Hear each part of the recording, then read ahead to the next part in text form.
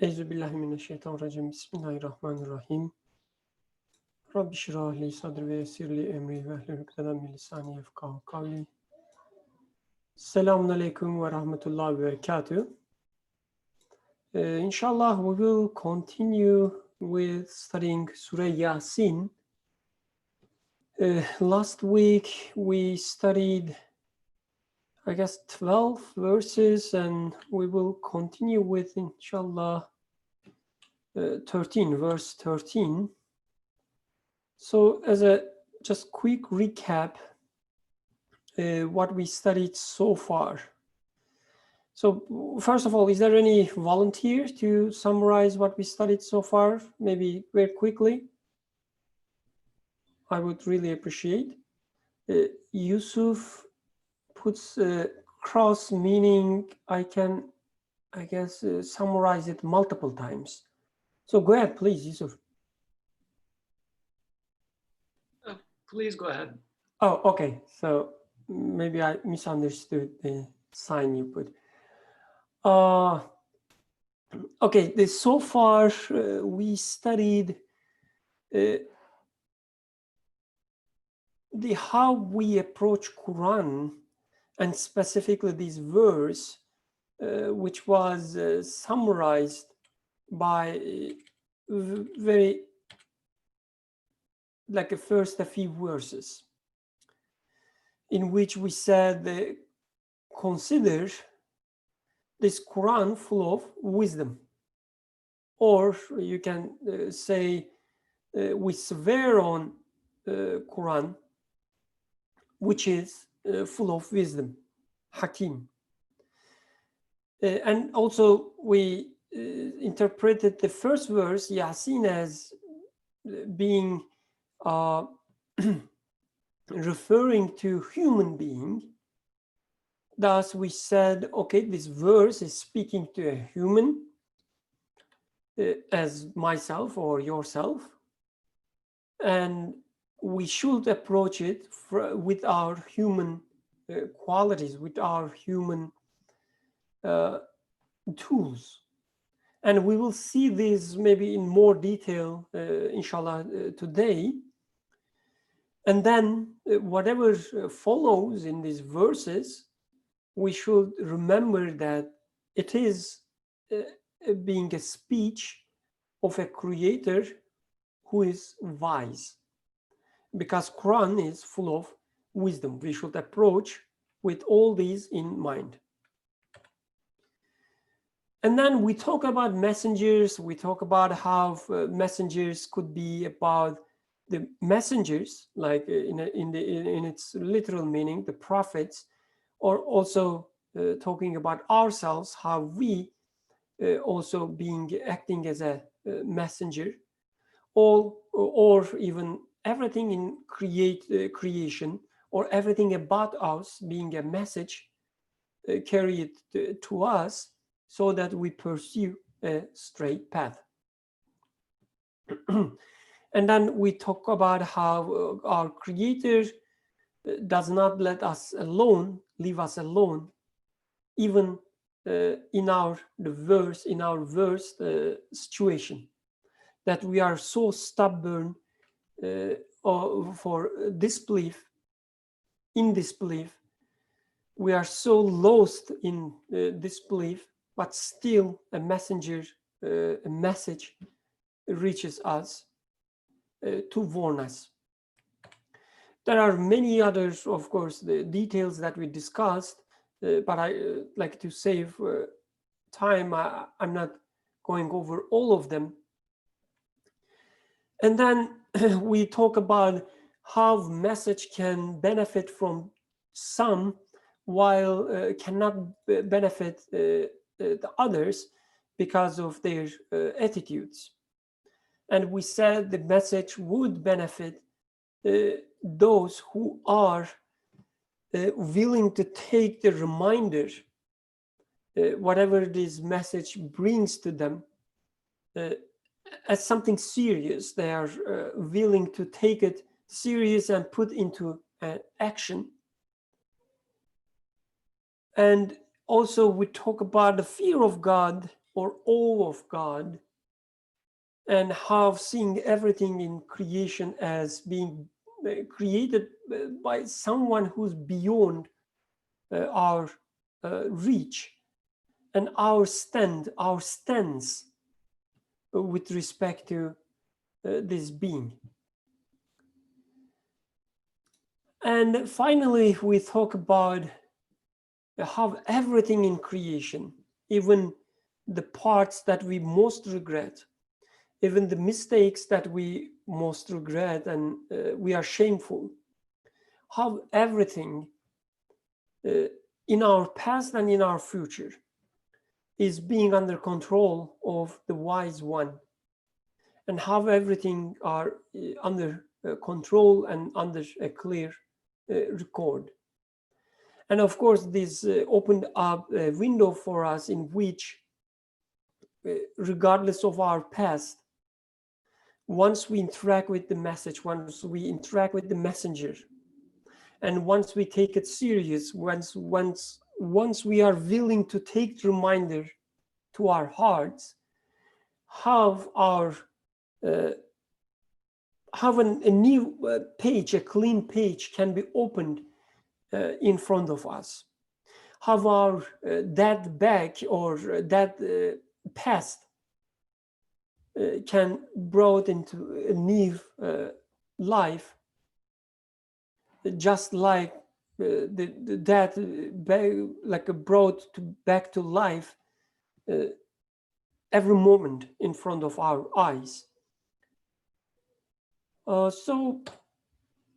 And then inshallah today we will continue with the Surah 13. So Yusuf, would you like to read the Arabic parts for us if you are available? واضرب لهم مثلا أصحاب القرية إذ جاءها المرسلون إذ أرسلنا إليهم اثنين فكذبوهما فعززنا بثالث فقالوا إنا إليكم مرسلون. جزاكم خيرا. And set forth, Bismillahirrahmanirrahim, and set forth unto them a parable. The story of how the people, or let's set forth unto them a parable, the people of a township, when message bearers come unto them. So tell them the story or parable. So the word used here, misal, right? Masalan, yes. Misal, like the example.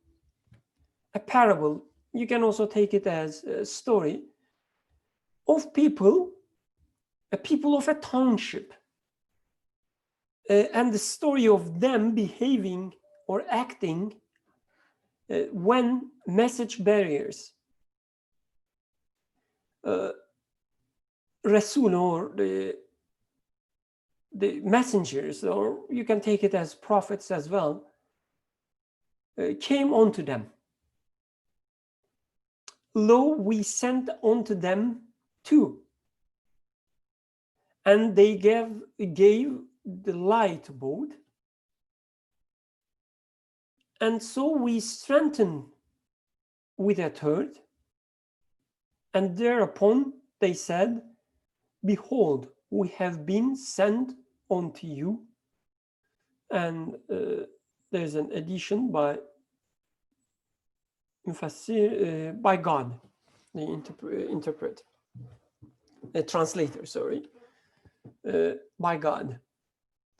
So any quick remarks, like when you first read these verses, what comes to your mind?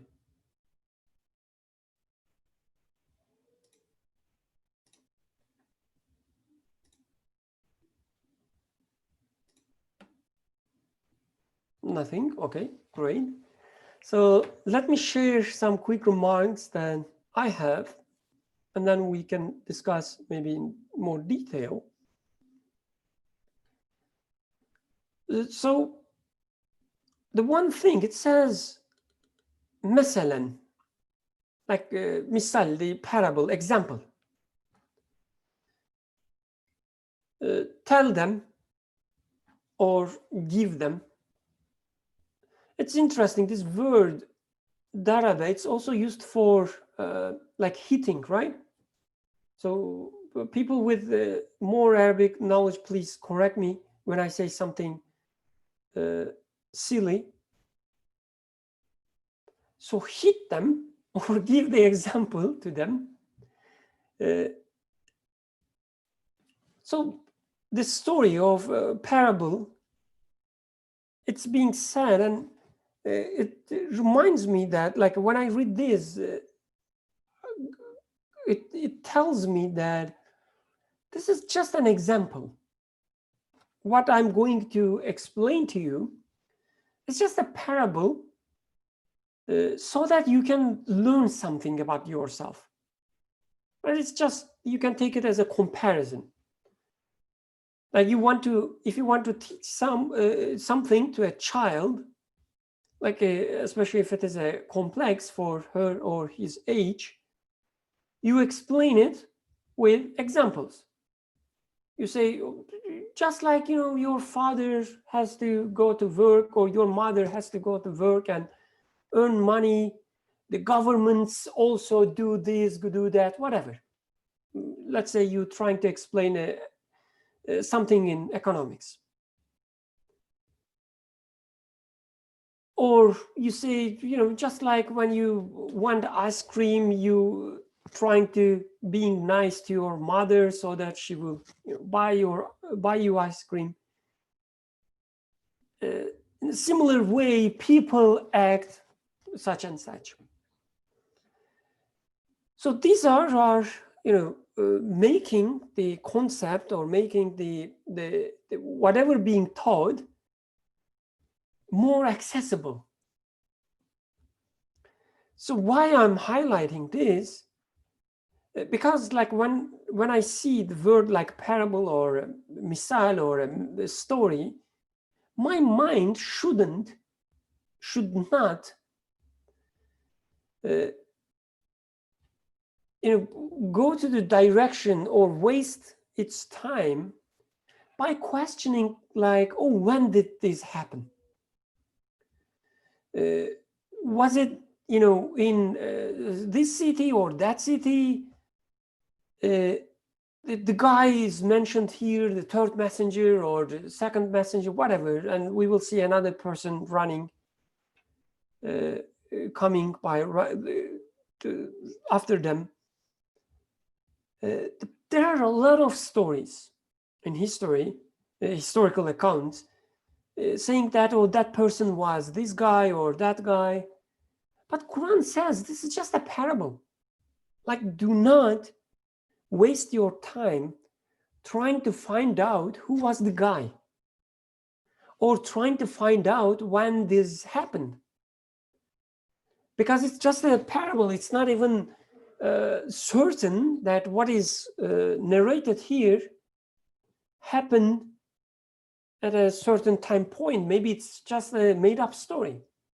It is even possible. So I'm not saying this because I know something. You know, I did my homework and you know, made a research in history.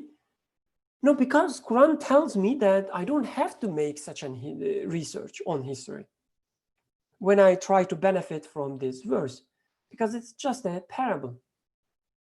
And I guess this can be applied to many historical narrations in Quran. We should be more concerned about what is taught to us, what message is given to us. This should be our primary concern. This is one thing. Another thing which attracts my attention, it says the parable is about, it's not about just a people. So it's not a parable of people, but it's the parable of the people of a township.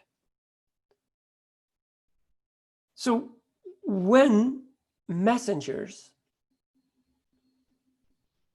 like every messenger we knew, at least narrated in Quran, when they came with a message, what they saw as an opponent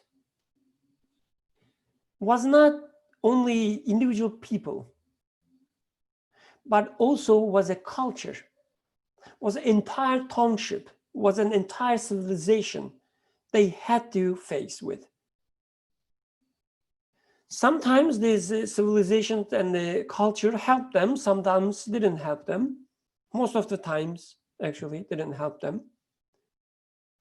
But it was always a culture, a civilization, as you can say, a township that had to face with. So this happens in our time as well. When you try to explain something to anyone, their response is most of the times, at least this is my experience, their response is most of the times is not their individual ideas. Like you talk about, let's say, hereafter, and what you hear is not what they think about hereafter. It is mostly what, let's say, scientists of the community think about hereafter, or the artists of the community think about hereafter, or politicians, or some famous figures who have nothing to do but just, publish books, earn money by being, by complaining about things. So these are the ideas you usually, and in my personal experience, I usually have to face with. So it is really hard to talk with someone when what you are dealing with is not his or her own ideas. Again, it's always a civilization, the ideas of other people, or a culture that you have to face with. It's not simply people, but it's a people of a township. And then the verse continues as multiple messengers being sent to them. And, or let's read it for like a speaking to ourselves, multiple messengers visiting us, carrying some message to us. It could be, like, again, in the literal sense, our prophet, or multiple prophets that we know of. We read about them, we study their message. And it usually, they convey to us multiple times. And we insistingly, very decisively, if you can say, resist to message. One time, two times, three times. Here it says only two times. And then the third one is being sent. I guess there are many things to discuss here, but I really wonder what you think about this part. The multiple messengers, giving light to them, all of them. Also, if you have any ideas about what I discussed before that about township, please go ahead.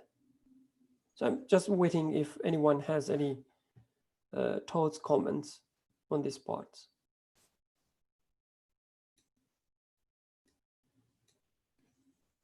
Please, Ashan Abdurrahman.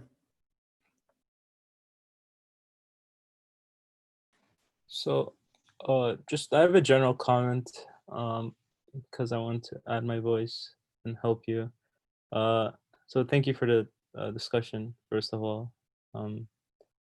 I think so. Like my comment about the township and the parables and how Quran is explaining this. The other day, I was kind of Surah Yasin came in front of me, and I was just kind of reading over the translation of it, and I was just thinking, you know, I felt like there was kindness in the way things were being explained to me. Like there was mercy in the way things were being explained to me. And why did I feel like that? I thought because, you know, I am being taught a lesson, or I'm being told something about myself, maybe like a flaw that I have or an issue that I have, or I'm doing something wrong. But the way it's explained, it's so subtle. Like, you know, let's say you go to someone that has an issue and you say, hey, so imagine the story where, you know, there's a city and then people come to it, or there's the bad people and there's the good people, and then, you know, you come with messages to these good people, and they don't to the bad people, and they don't accept it, and they have shackles. And, you know, it has like this story that detaches you from the, like, criticism is detached from you personally. Like God isn't saying directly to you, you are a disbeliever, you are constantly disregarding the message, you are constantly you know, not living according to these messages that are given to you. You know, it's not a very direct criticism, it's made in like an indirect way. So I felt like it was kindness. There's like the parables, the township, like and I mean, what can a town be in my life? You know, these, it sometimes seems hard to like understand, like what is the town in my life, or, you know, what are these people, these messengers running, and then the town in my life. And I think, like, as far as I can tell now, if I truly believe, and I do believe, that the Quran is a speech from my creator that's speaking to me, and that each verse, like, it must somehow have some meaning for me. And then like this town, you know, it must be like the people that I am, or, you know, in one sense you can say it's like the group of people you are, and messages come to that, but it's also the group of people as an individual that you are from day to day or moment to moment. You always change, you're always in different moments, and messages come to each one of you in different ways. So I just wanted to just like that comment about how the parables, and just like the way that the Quran uses stories and these parables to explain things. It's like a kindness behind it. It's like subtle. It's not directly criticizing you. Can I add one more thing? Just a short comment. You know, I'm thinking about how in this parable 2 messengers are sent, and in a sense they're proven insufficient or not enough, and so the third one is necessary. And I'm thinking, yes, of course, like there are messages being sent to me throughout my day, my weeks, my months, and it doesn't necessarily have to be 2 messengers plus the third. Sometimes I'll receive 5, and then the 6th one is really the one that hits home. But the fact that it's kind of like a n plus 1, you know, like regardless of, like, I will always continually receive messages until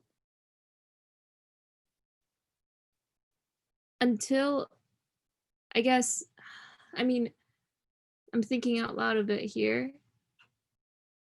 Either the one that is truly formative comes to me, or finally at one of them I choose to listen, perhaps, or both events coincide at the same time. But I think perhaps just with Abdurrahman's comment of the inherent mercy in the continuous sort of flow of messages that are always being sent, till I am in some sense, till in some sense I become aware, or till in some sense I finally choose to listen. There is no shortage of them. That's just what I want to say.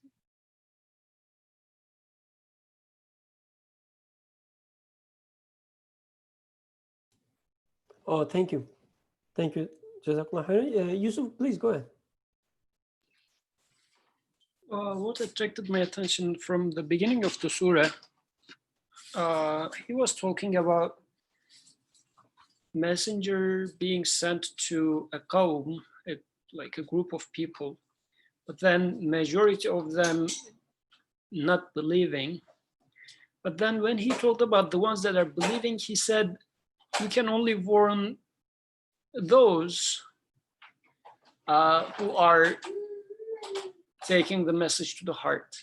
So, and in here again, in the verse number 14, when we sent down two, فَكَذَّبُوهُمَا, so again this denying or claiming that you are lying to us is being depicted as a job of a collective job. They said this. It's not a job of an individual. So as if belief in here is being depicted, or a form of unbelief is being depicted in here as a collective job. So we deny messengers by relying on others. Because in the introduction part of the chapter, he was saying that they don't believe because their fathers were not warned. So I was relying on my past, either ancestral past or my life pastime, but still relying on something else, like a group, either historically, I am relying on somebody else in denying the message. And in here, two messenger comes to this people of that township, but collectively they deny the messengers. So, and as a response, the messengers are saying, indeed, we are sent for you. Like this, we are here for you specifically, we are sent for you. But collectively they are saying, no, you guys are lying. And I think this is something that is consistent with the message so far, and something practical in my life, which is I'm just based on like this, how do they say, is it herd behavior, herd mentality? So I am getting strength from others in my disbelief, in denying messenger, in discrediting someone that comes with a message. And it's actually quite interesting if this is something logical to do, like denying someone. If, for example, if you deny some message bearer, can I take your denial as a support for my denial? Because it's not a proof, it's the denial. You are saying that you are liars. But when you say you are liars to a messenger, is this something that you proved so that I can take it as a leverage for my own denial? But it looks like in here, they are collectively denying the messengers. So like this is a question mark for me in general. When I am, and it looks like they're categorically against the messengers, as we will see with the rest of the chapter. So do I have a reasonable explanation for utilizing this categorically being against the messengers?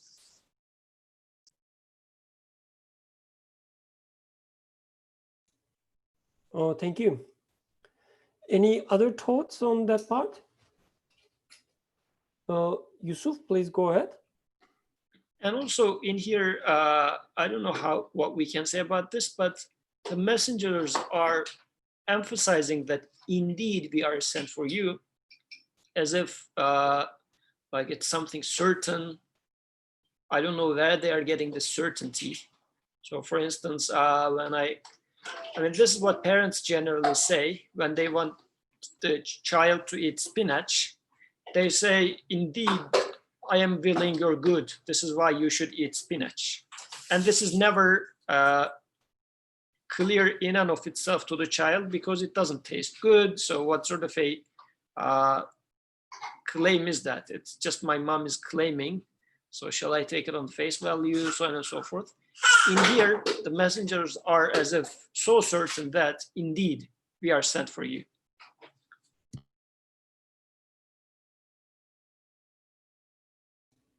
Yeah, interesting point. Indeed. Oh, any other comments, Yusuf? One more time, maybe. Mohammed Said, please go ahead. Assalamu alaikum. Thank you very much for all the comments. Before these verses on the screen, there were emphasis, at least for me, on warning reminding, reminders, or warnings. And I was thinking about like warning. What does it mean? What does it mean for me? And I take it as a state of mind, let's say, that I'm receiving something. I'm kind of becoming. I'm receiving a news, a news that as soon as it reaches me, it kind of bothers me for some reason. Maybe the mindset that I already have cannot grasp it, cannot include in it, cannot welcome it. And the speaker in these verses recognized me, recognizes my response to such a news, or recognizes such situations that I find myself in. And definitely the question follows, so what is it, what kind of, why I'm not able to receive it and welcome it? What kind of reminder is it that makes me obstinate, or I find myself denying it, not welcoming it? That question also came to my mind. And the verse 14, the end of the verse 14, it says, they said, the messengers, behold, we have been sent unto you. Oh, like, that's the message? Is that the reminder itself? Is that the whole thing? Is that the warning itself? That's interesting.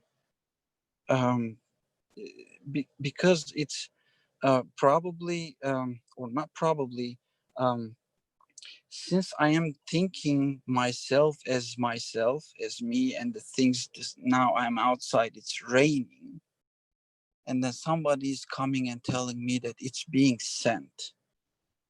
Okay, it's being sent, but it requires me to change everything in my worldview, because on one side there are things, on the other side there are things being sent. So it requires me to kind of go one step further and communicate with the sender.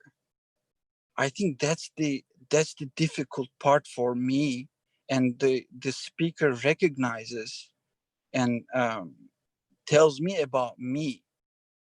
I just wanted to share that part. Thank you.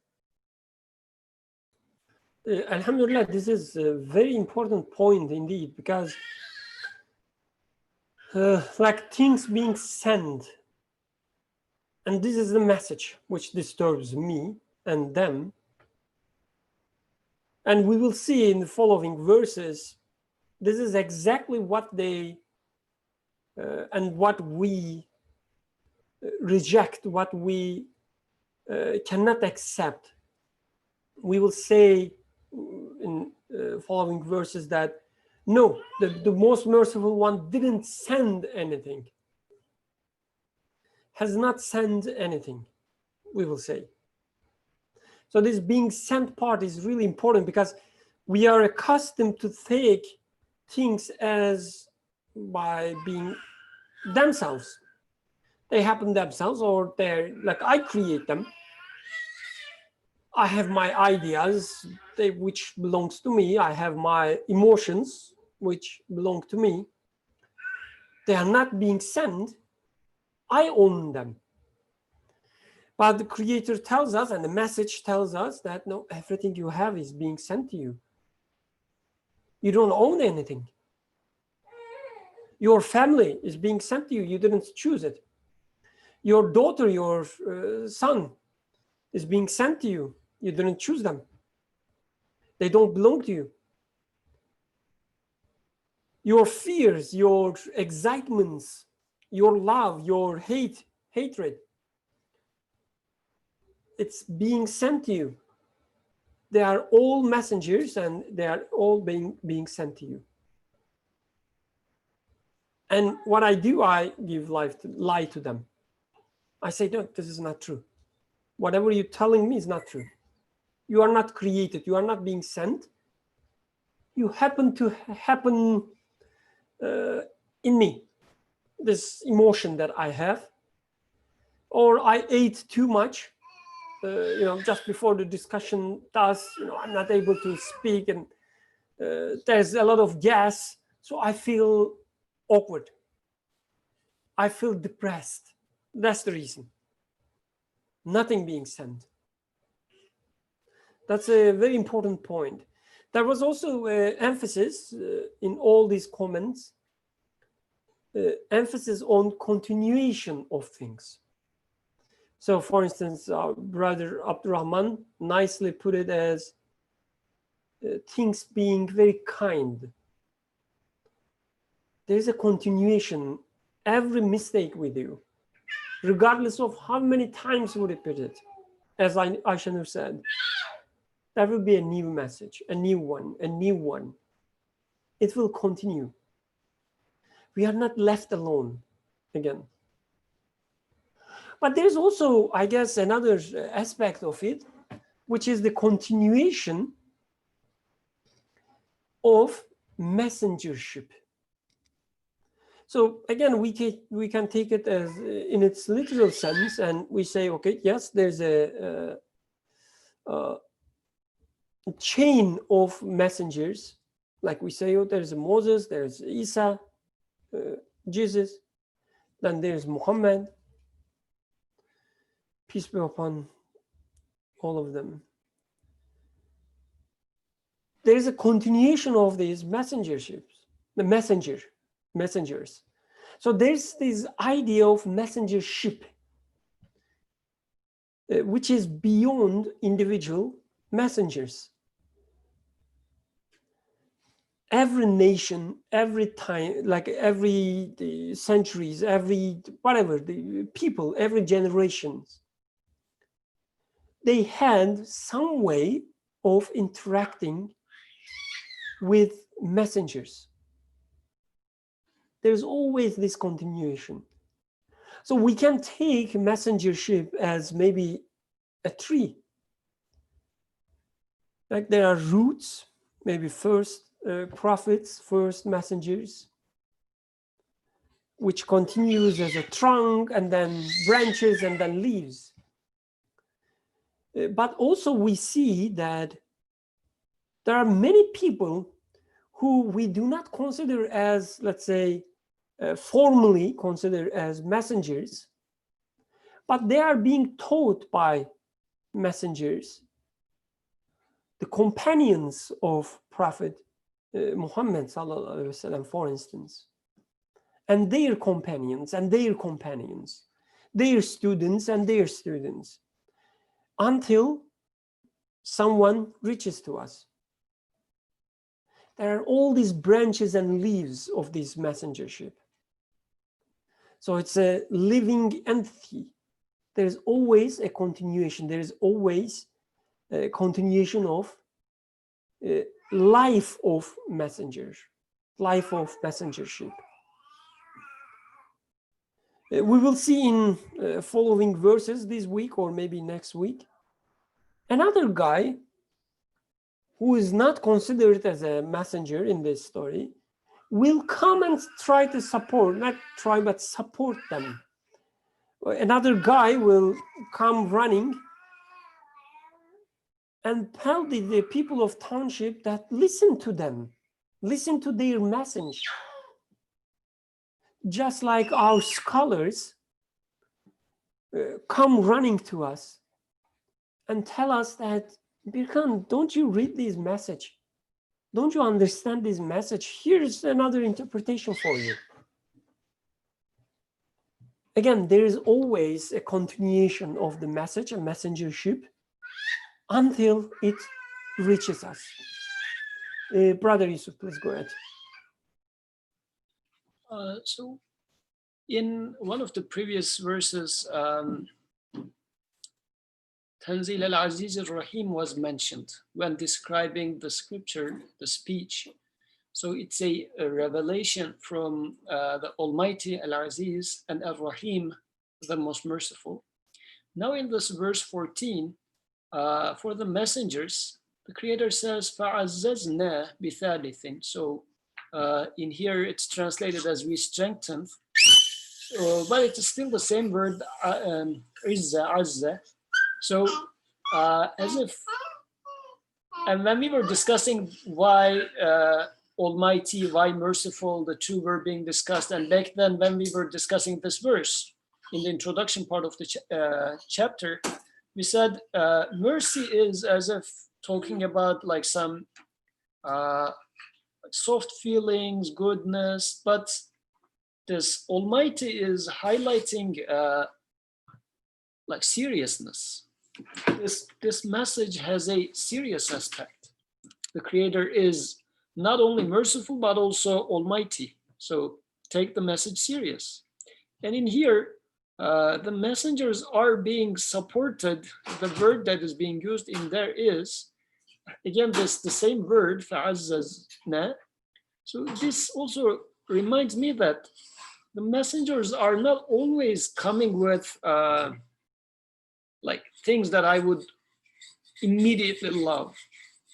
The message that they bring is sometimes being unpleasant to me when I first hear it. Maybe because it is contradictory to what I have been hearing, or because it is just challenging my comfort.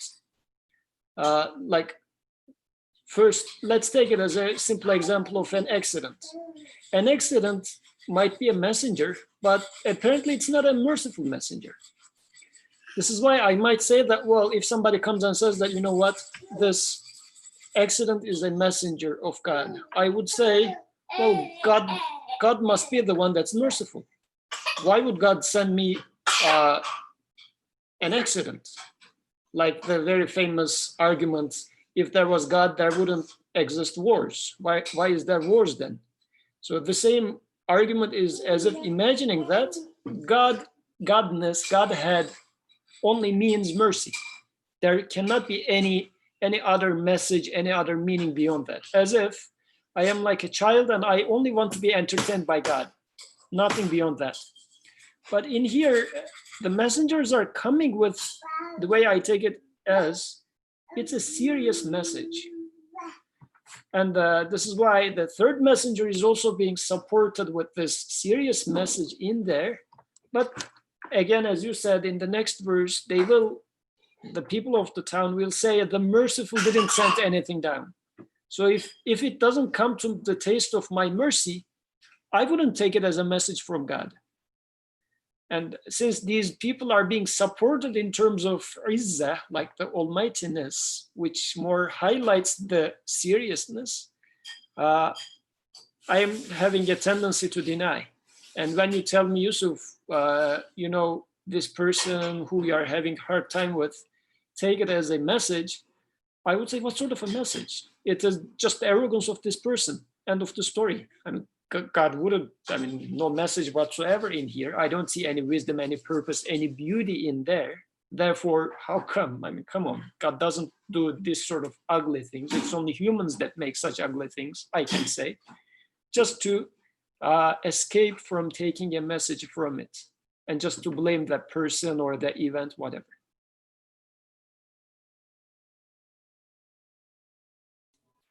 Thank you. Very great point, actually. Aziz. So what this reminded me is like when your shell, when your membrane is so thick that you're not allowing any message to penetrate, when you have your cover, the message should be powerful, should have its strength to penetrate your shell, penetrate your, the cover, the shield, which is, when you take it as such, becomes a mercy, because this is what you need.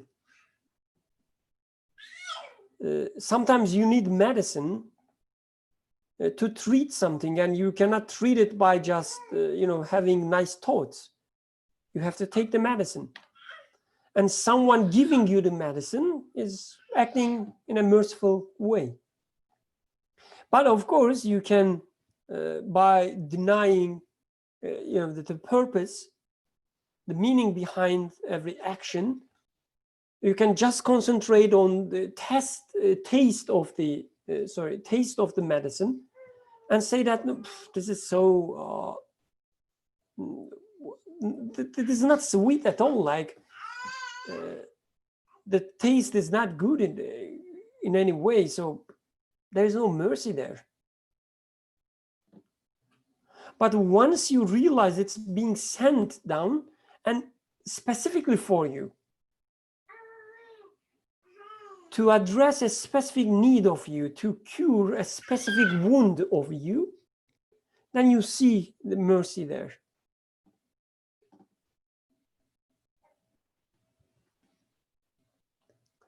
So I will continue if there are no comments after Yusuf. Go ahead, please.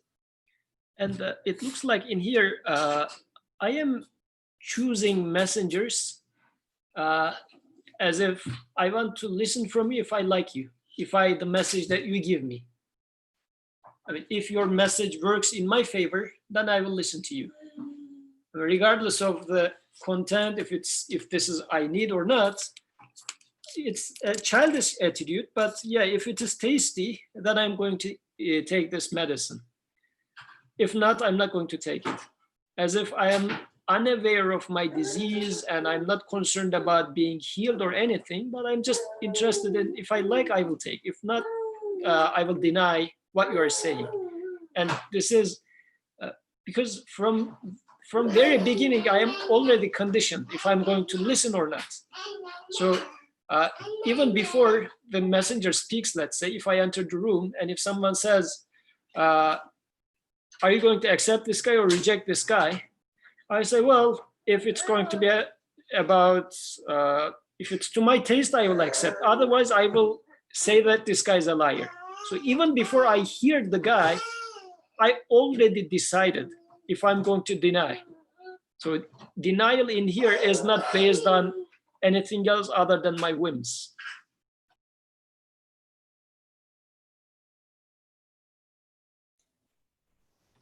Thank you. Waiting a few more seconds to see if there are other comments. And oh, there was a hand. Awesome. Was it you or someone else? Okay. Oh, Yusuf, please go ahead and enlighten us with your beautiful Arabic. If you say like this, then I cannot do it.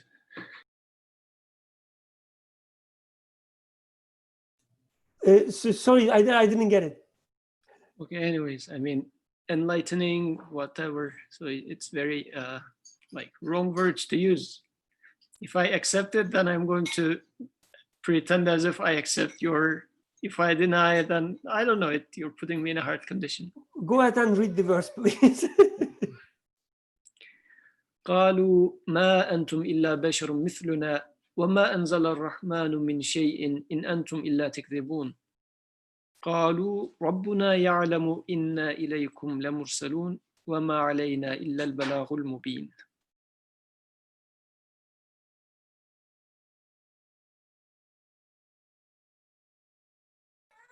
Thank you. Answered, so the others, the people of township answered, you are nothing but mortal men like ourselves. Nothing but mortal men like ourselves. And the word is used here is it Bashar? Where is it? I'm trying to, sorry. Illa, yes, Basharun. So you are nothing but Bashar, mortal men translation, but we will come to this Bashar. So there's a difference between Bashar and Insan, right? How would you translate it? Like mortal men versus human, maybe.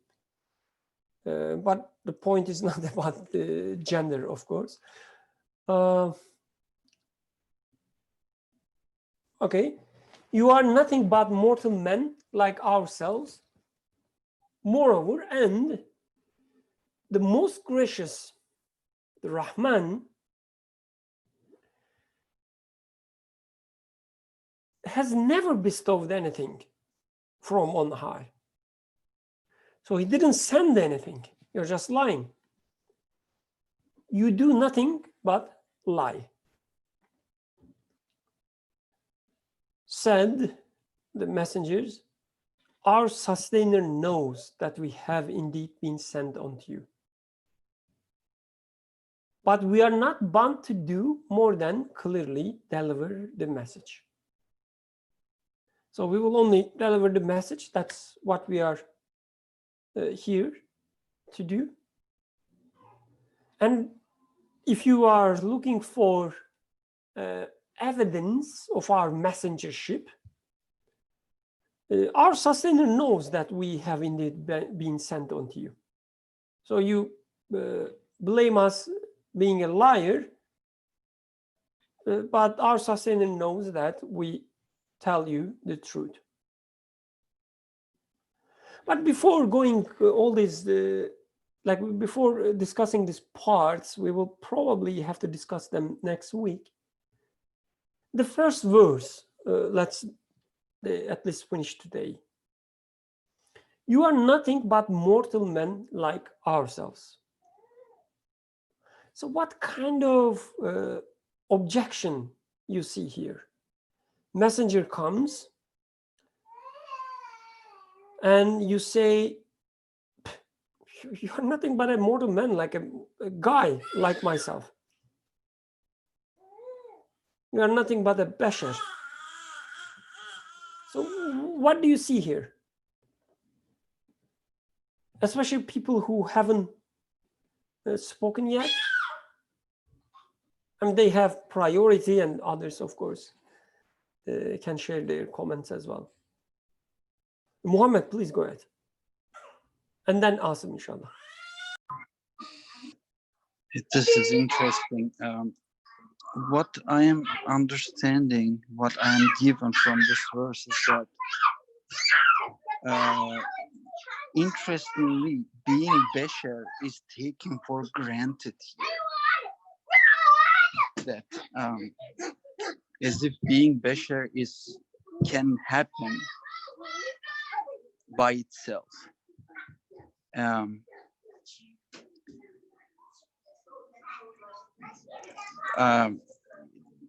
That's because there on one hand there's a mention of the merciful. On the other hand, there is an understanding of, let's say, beings, human beings, man, as not being sent, but having an existence by himself. Like this connection, there is a separation.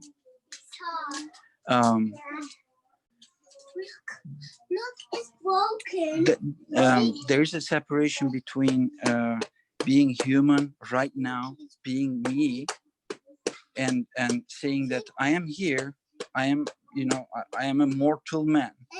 Does it describe anything about me?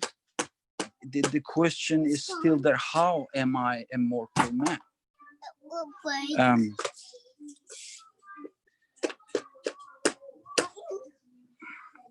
Sorry, I'm a little bit, my mind is a little bit scattered around.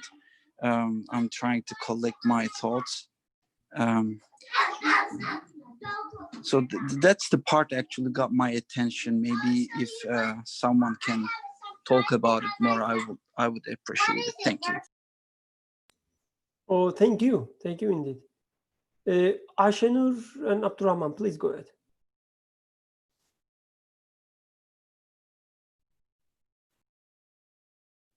Assalamu alaikum.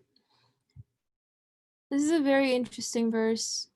I mean, both the first sentence and the latter parts of it.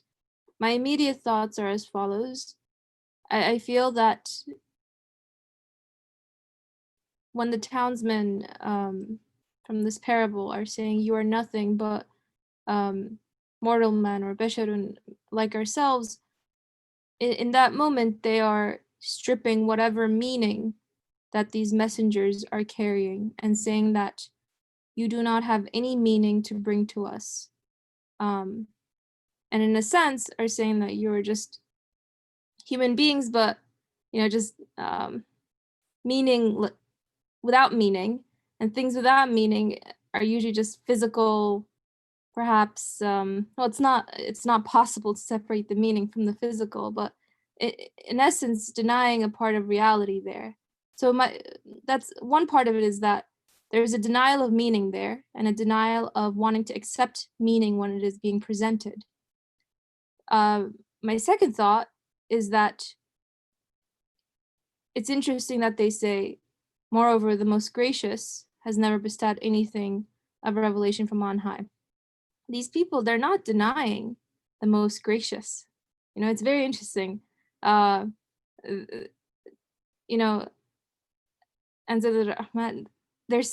they're invoking God or the creator and invoking that this is a merciful creator. So there's no denial of a creator here, but there's a denial of meaning or messages, meaningful messages being brought on. And it's I suppose it's very practical, because it's easier to read verses of the Quran that outright might deny the creator and kind of distance myself from that. But when a verse here is talking about the most merciful, the most gracious, and talking about people who acknowledge him, but choose not to acknowledge the signs and messages and the messengership that is being presented to them, then it hits a lot closer to home. And I think to myself, okay, yes, I accept that I have a creator, but to what extent do I accept the presence and the meaning that he is bringing into my life at every moment through my various experiences? And to me, that implies that I have a refusal to accept any responsibility in terms of how I practically live my life. It's all fun in terms of accepting certain beliefs, but how do I then carry them out into my day-to-day lives? Do I refuse to see the meaning in things and just say, you were giving the example of, oh, it's because I'm feeling this way because I ate dinner beforehand. Do I just kind of attribute them to the immediate causes that I can link them to, rather than trying to search and extract some immediate meaning and message that my creator is trying to deliver to me? So those are my thoughts. Yeah, and Abdurrahman wants to say something. I know we're out of time, but I have like slightly different take, just very slightly different. So when I read this, it's as Brother Muhammad Said was pointing, it's like there's no they don't believe anything is valuable in being a man or a mortal man. And so this reminds me of how you see the world as you are. Like if you see everything as terrible, then you're gonna read everything terribly. And if you see yourself as like just a man that exists independently and it's like kind of not really meaningful, then you're gonna see others like that too. But then so you see like there's something, a message is coming, or something is happening, an event is happening. You're just saying, there's nothing here. You're just, you're also flawed. You're also full of mistakes. You're just valueless, just like I am. And then the most gracious has never bestowed anything from on high. And the way I understand is there is no grace. There is nothing. There is no mercy to be found here. When you come with a message like this message, you're saying that there's some grace or there's some mercy that exists. And they're saying, no, what mercy are you talking about? There is no mercy in this creation. There is no mercy in this mortal man. I don't see it. And when you come with this message of a merciful one, they say you're a liar. There's nothing like that, because they are so, as we were previously saying, they're so embedded in their own veils, embedded in their own whims of how they look at things, that they interpret everything according to that. They're just very rigid and stubborn in that, and because of that, they just see everything through that, let's say, window. Despite claiming that there is a most merciful one. But I read it as there is no mercy that they No, see. but they're saying that there is one, but we don't see any. Like they're living in a state of contradiction. Probably both of them are true. I'm not going against you. I'm just saying. Alhamdulillah, Alhamdulillah. That was great. Both your comments and the act that you let us enjoy. Jazakallah khairan. Yusuf, please go ahead. The behavior in here is interesting. On which ground do they reject messengers? On them being like themselves, like I am. So whatever I consider myself to be, and in here as a man, then I liken those people to myself, and on this ground I reject them being messengers.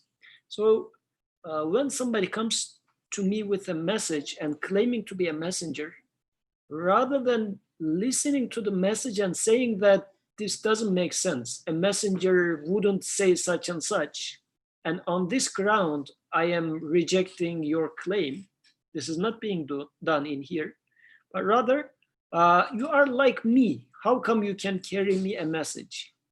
So message is not being listened at all in here, but just looking at the man or the message bearer, and on whatever I give value to that message bearer, I deny, on this ground, I deny that there cannot be any message in here.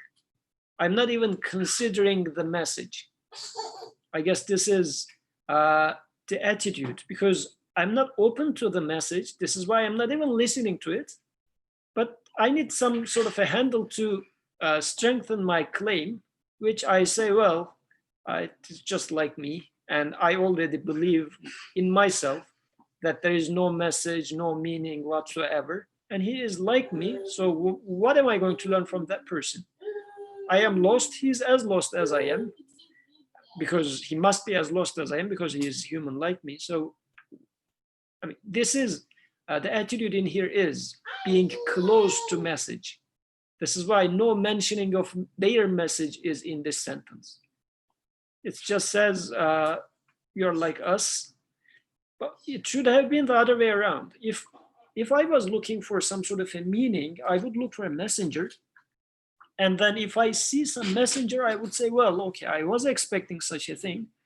But is this what I was expecting? Is this truly that comes? Is this a message? If this was my case, I would evaluate the message. Does it fit the criteria? If so, then if it doesn't, then I will reject the claim of this guy. Otherwise, I would say I would listen to it, given that if you are a messenger, then this message should tell me such and such and such. Like, for instance, I would say, if you are the messenger of God, then the message you bring to me should solve problems about death, because death is right in front of my path, makes the whole existence meaningless. So the speech of God and the messenger of God should come and solve this riddle. So let me evaluate your message. Let me see if you have an answer to that. If it does, then I would keep considering your messages. Otherwise, if it doesn't, then now I have a solid reason to deny or tell you as a liar. But this is not happening in here.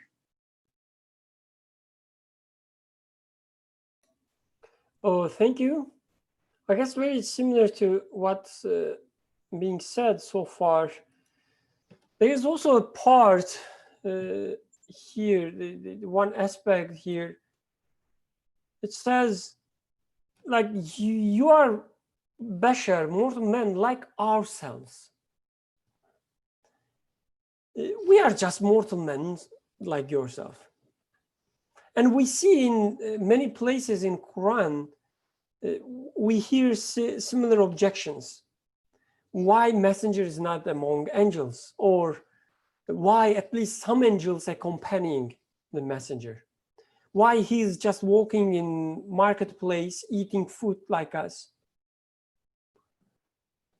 So there's this belittling of ourselves as well.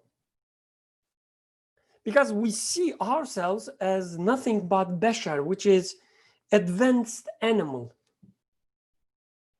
With a better body, with better maybe nervous system, but nothing more. This is what I am. I don't have any connection with the reality, with the creation, with the universe. Beyond the connections an insect or, let's say, a donkey make. This is what I am. I don't have anything special. I don't have any access to the creator, like at least the idea of the creator of the universe. I cannot receive anything from the creator. I cannot even go beyond what is in front of me. I can only eat food, enjoy it. I can, have some other pleasures, or have pain when something bad happens to me. This is me. This is what being a bashar, what a mortal man. And because I'm such a limited being, I don't have anything special. I don't expect you having anything special as well. I don't expect you, or I don't expect the message, or I don't expect myself to have any connection, any special connection with the creation, and beyond that with the creator. Because I don't see it in me, I deny on this ground, I deny a human messenger.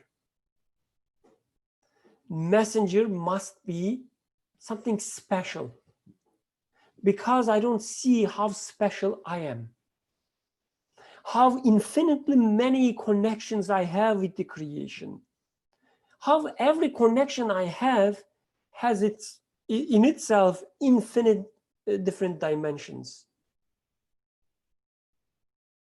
How infinitely many different connections I can make with my creator.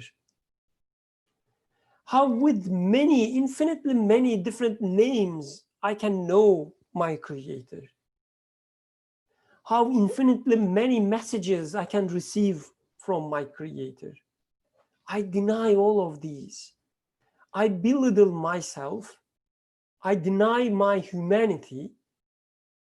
I see myself as just advanced animal or advanced computational machinery.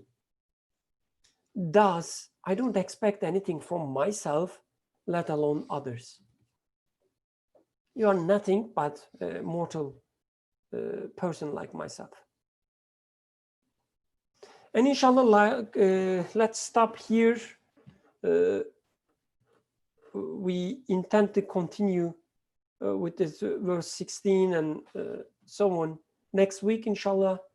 Jazakallah khairan. Thank you a lot for all your comments or your listening and even thinking about joining if you are not, if you haven't joined us yet and maybe will watch us on YouTube. Thank you for all. سبحانك لا علم لنا إلا ما علمتنا إنك أنت العليم الحكيم. الفاتحة.